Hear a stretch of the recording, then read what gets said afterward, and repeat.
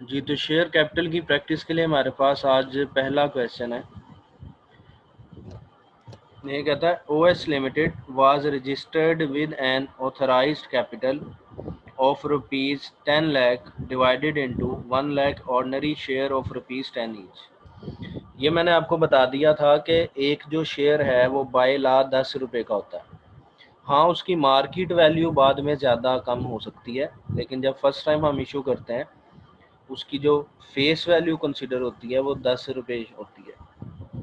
और पहली लाइन में उसने बताया कि जब कंपनी बनी थी तो 1 लाख शेयर से बनी थी। अब जब हम 1 लाख को मल्टीप्लाई बाय 10 करेंगे तो 10 लाख रुपए उसकी मालियत आ जाएगी। तो ऐसा कैपिटल जिससे कंपनी रजिस्टर होती है उसे हम कहते हैं ये ऑथराइज कैपिटल है। और ये एक फर्जी वैल्यू होती है क्योंकि कंपनी ने अभी इतने शेयर इशू नहीं किए। इस पॉइंट में उसने सिर्फ यही बताया है कि कंपनी कितने कैपिटल से रजिस्टर्ड हुई थी। यही वजह है कि इसकी एंट्री कोई नहीं होगी, क्योंकि ये सिर्फ इंफॉर्मेशन है, ट्रांजैक्शन नहीं है। और अगर आपको याद हो तो पिछले लेक्चर में मैंने आपको बता दिया था कि हमारी जो पहली एंट्री हुआ करती है वो एप्लीकेशन रिसीव की हुआ करती है। यानी जब एप्लीकेशन आएंगी तब ही कंपनी के पास पैसे आएंगे, तो वो पहली ट्रांजैक्शन कंसीडर होगी। तो फिलहाल तो पहली लाइन में उसने ऑथराइज कैपिटल के बारे में बताया है जिसकी हम एंट्री पास नहीं करते। आगे बढ़ के देखते हैं। कहता है the minimum subscription limited stated in the memorandum each ₹1 lakh. कहता है जो मिनिमम सब्सक्रिप्शन बताई है ना, मिनिमम सब्सक्रिप्शन का कॉन्सेप्ट भी आपको समझा दिया था पिछले लेक्चर में। यानी वो कम से कम पैसे जितने कंपनी के पास अगर हों तो कंपनी बिजनेस शुरू कर सकती है, उसे हम कहते हैं ये मिनिमम सब्सक्रिप्शन है। तो इस कंपनी की मिनिमम सब्सक्रिप्शन की लिमिट जो मेमोरेंडम कहते हैं कंपनी का आइन डॉक्यूमेंट होता है मेन, जिसमें ये लिखा जाता है कि कंपनी को कितने पैसे चाहिए। तो वो 1 लाख रुपए कंपनी को चाहिए। अगर कंपनी के पास 1 लाख रुपए हों तो कंपनी बिजनेस शुरू कर लेगी। अब क्योंकि ये भी इंफॉर्मेशन है, अभी कंपनी के पास 1 लाख रुपए आए नहीं है, सिर्फ उसने बताया है कि 1 लाख रुपए मिनिमम सब्सक्रिप्शन चाहिए। तो ये भी सिर्फ इंफॉर्मेशन है, इसलिए इसकी भी एंट्री नहीं होगी। तो अभी तक हमने 2 लाइंस पढ़ी हैं और दोनों की एंट्री नहीं होनी, दोनों इंफॉर्मेशन है। आगे बढ़ते हैं। कहता है दी कंपनी ऑफर्ड 10,000 शेयर। देखिए कंपनी को 1 लाख रुपए चाहिए थे। अब हमने पढ़ लिया कि 10 रुपये का एक शेयर है। इसका मतलब अगर कंपनी 1 लाख रुपए जमा करना चाहती है तो उसे 10,000 शेयर ऑफर करने पड़ेंगे। और ये मैंने आपको समझा दिया हुआ है कि कंपनी ऑफर कैसे करती है। नोटिस जारी करती है जिसमें बैंक्स के नेम लिख देती है कि जी इस बैंक में हमने शेयर के लिए प्रोस्पेक्टस रखवा दिए हैं, तो जो लोग ख़रीदना चाहते हैं वो एप्लीकेशन फॉर्म जमा कराएं और साथ पैसे जमा करा के ख़रीद लें। तो ये वो बता रहा है कि कंपनी ने 10,000 शेयर्स की जनरल ऑफ़र की है, यानी तमाम पब्लिक को ऑफ़र की है, ऑफ ₹10 ईच। 10 रुपये का एक शेयर है, जो मैंने आपको बता दिया बाय लॉ जो उसकी फेस वैल्यू होती है वो 10 रुपये ही होती है। At par value, par value मतलब होता है जितने का हो उतने का इशू कर देना। यानी उसकी फेस वैल्यू भी 10 है और कंपनी इशू भी 10 रुपये का ही कर रही है, तो इसकी भी एंट्री नहीं होगी क्योंकि ये भी सिर्फ इंफॉर्मेशन है। अभी कंपनी ने डिसाइड किया है कि शेयर इशू करने हैं, फिलहाल शेयर अभी इशू हुए नहीं है, हमें नहीं पता कि लोग कितने शेयर खरीदते हैं। तो ये भी जस्ट एन इन्फॉर्मेशन है, इसकी भी एंट्री नहीं होगी। तो अभी तक देखें हमने जितना भी क्वेश्चन पढ़ा उसमें सिर्फ इन्फॉर्मेशन आई है, एंट्री फिलहाल कोई नहीं आई। पहले में उसने ऑथराइज कैपिटल कहा था जिसकी हम एंट्री नहीं करते, फिर उसने मिनिमम सब्सक्रिप्शन बताया उसकी भी हम एंट्री नहीं करते, फिर उसने ऑफर बताई कि कितने शेयर कंपनी बेचना चाह रही है, तो उसकी भी हम एंट्री नहीं करते। अब आगे बढ़ते हैं। कहते record above transactions in the books of company if application for 15,000 shares are received a case of over subscription. कहता है एंट्री करें अगर ओवर सब्सक्रिप्शन हो गई है, यानी एप्लीकेशन ज़्यादा आ गई हैं। जिस तरह देखिए हमने पढ़ा था ऑफ़र कितने की है, 10,000 शेयर्स की ये ऑफ़र की थी, और जो एप्लीकेशंस आ गई हैं वो ज़्यादा आ गई हैं, यानी 15,000 5,000 ज़्यादा आ गई हैं। तो हम अपने क्वेश्चन का डाटा लिख लेते हैं। ऑफ़र की थी कंपनी ने 10,000 शेयर्स के लिए जिसकी हमने एंट्री नहीं करनी। फिर एप्लीकेशंस आई हैं 15,000 यानी 5,000 ज़्यादा आ गई हैं। तो हम एंट्री करेंगे इसकी। ये हमारे पास पहली एंट्री आ जाएगी एप्लीकेशन रिसीव की।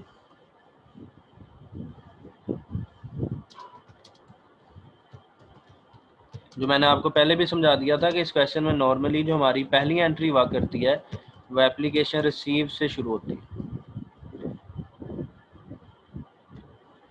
फिर देखें ओवर सब्सक्रिप्शन हो गई, यानी एप्लीकेशन हमारे पास ज़्यादा आई हैं। 10,000 की ऑफ़र थी लेकिन एप्लीकेशन 15,000 आ गई है, तो 5,000 से ओवर सब्सक्रिप्शन हो गई है, जिसके लिए हम रिफ़ंड की एंट्री करेंगे। तो हमारे पास सेकंड एंट्री आ जाएगी। और फिर हम करेंगे शेयर्स अलॉट करने की एंट्री।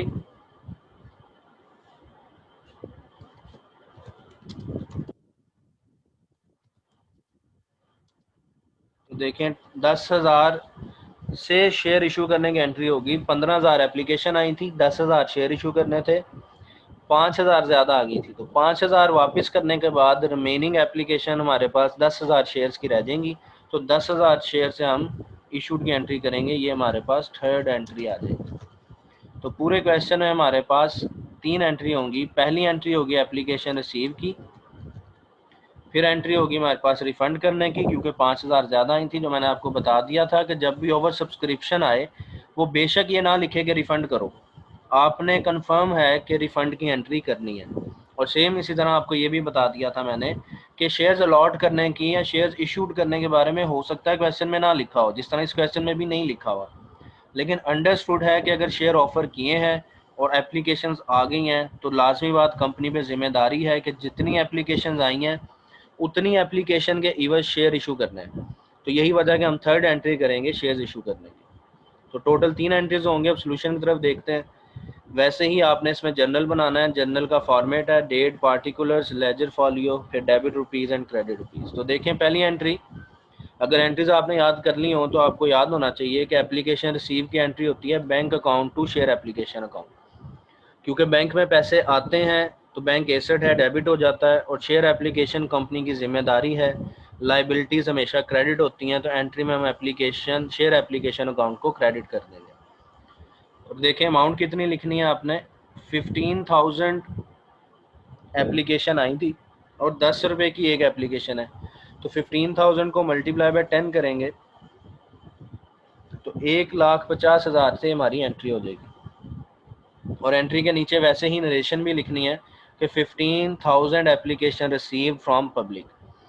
जितनी भी एप्लीकेशन रिसीव हुई हो, ये कॉन्सेप्ट याद रख लें, हमेशा उतने से ही आपने एंट्री करनी है। ये नहीं देखना कि भाई ज़्यादा हो गई हैं, ये नहीं देखना कि एप्लीकेशन कम रिसीव हो गई हैं।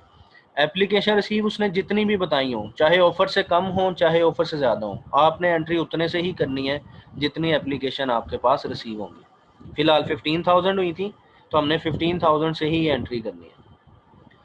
नेक्स्ट एंट्री मैंने आपको बता दिया कि क्योंकि ज़्यादा एप्लीकेशन आई हैं तो नेक्स्ट एंट्री हम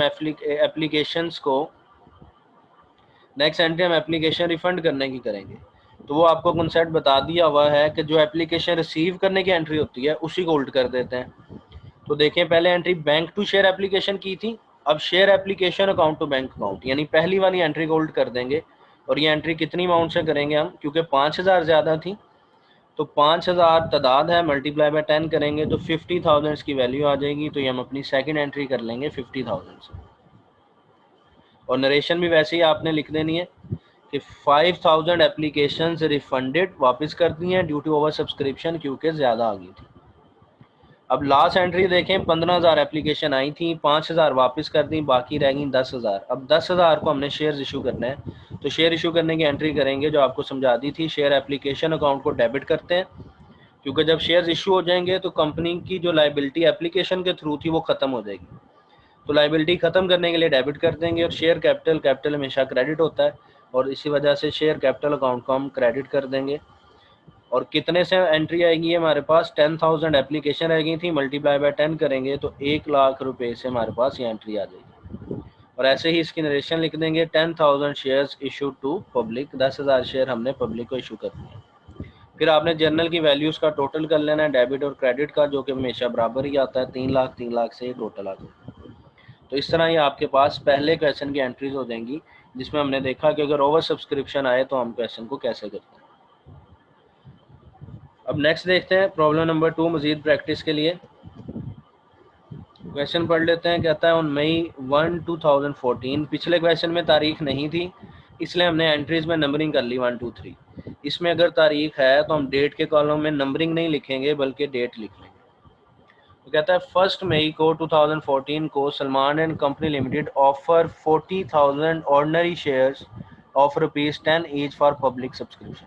अगर लोगों को शेयर्स बेचने के लिए 40,000 ऑफर किए हैं तो ऑफर आ जाएगी हमारे पास 40,000 की। और अभी आपको पिछले क्वेश्चन में भी बता दिया कि शेयर्स ऑफर करने की हम कोई एंट्री नहीं किया करते क्योंकि सिर्फ इंफॉर्मेशन है। अभी तक हमें नहीं पता कि लोग ये एप्लीकेशंस कितनी जमा करवाते हैं, कितने शेयर्स लोग खरीद लेते हैं, तो फिलहाल इसकी हम एंट्री नहीं करेंगे। आगे बढ़ते हैं। On May 3 2014 the closing date of application. इस तारीख को कहता है जी एप्लीकेशन लेना कंपनी बंद कर देगी। यही वजह है कि जो हम एप्लीकेशन रिसीव की एंट्री करेंगे उसमें मई 3 लिखेंगे, यानी 3 मई को वो एंट्री होगी क्लोजिंग डेट पे। It is made known to company, company को पता चला that application were received for 35,000 shares, यानी 35,000 एप्लीकेशन आई हैं, यानी ये अंडर सब्सक्रिप्शन का केस हो गया। तो यहाँ पे हमारे पास फर्स्ट एंट्री आ जाएगी एप्लीकेशन रिसीव की। और अंडर सब्सक्रिप्शन के केस में हमने पढ़ लिया था कि अगर कम एप्लीकेशंस आ जाएं तो बाकी के जो रिमेनिंग शेयर्स होते हैं वो हम अंडर राइटर्स एग्रीमेंट करके उनको बेच देते हैं। तो यही नेक्स्ट उसने लिखा हुआ है। अच्छा, और ये बात भी मैंने आपको समझा दी कि जितनी एप्लीकेशन है उतने से ही करना है। देखें ऑफर 40,000 की थी लेकिन एप्लीकेशन 35,000 आ रही है, तो शेयर एप्लीकेशन रिसीव करने के जो हम एंट्री करेंगे वो 35,000 शेयर से करेंगे। आगे बढ़ लेते हैं। 5,000 shares are not taken by the public. 5,000 share लोगों ने नहीं खरीदे एंड एज पर एग्रीमेंट, और मुआहिदे के मुताबिक taken by the under writer, वो अंडर राइटर ने खरीद लिए हैं। तो अंडर राइटर वाली हमारे पास नेक्स्ट एंट्री आती है।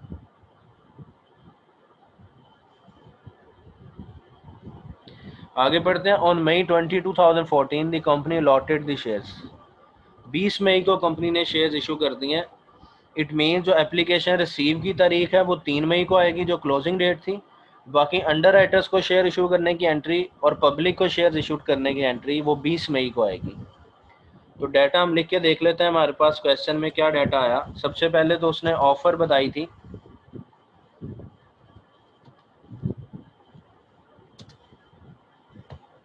ऑफर थी 40,000 शेयर्स की जिसकी हम एंट्री नहीं करते।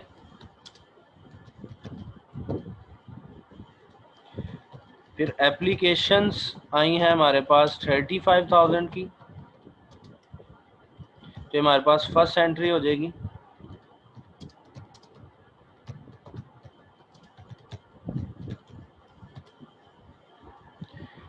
अब क्योंकि 35,000 कम एप्लीकेशन आ गई हैं, यही वजह है कि जो हम पब्लिक को शेयर्स इशू करेंगे